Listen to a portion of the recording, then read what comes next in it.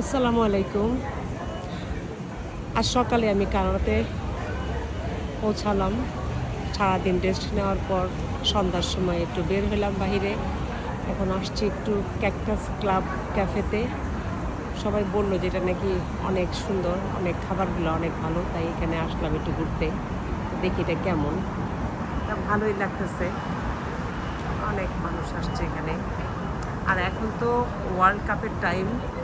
আ মানে কানাডাতে কয়েকটা ম্যাচ হবে।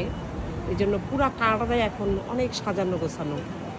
তা রাতের বেলা আসলাম। দেখি কেমন লাগে, এন্ট্রিটা করি।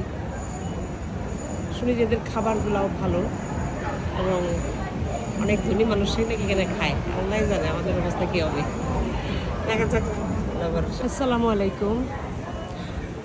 আজ সকালে আমি কানাডাতে পৌঁছালাম।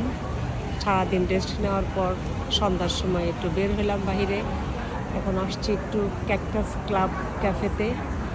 সবাই বলল যে এটা নাকি অনেক সুন্দর, অনেক খাবারগুলো অনেক ভালো। তাই এখানে আসলাম একটু ঘুরতে। দেখি এটা কেমন।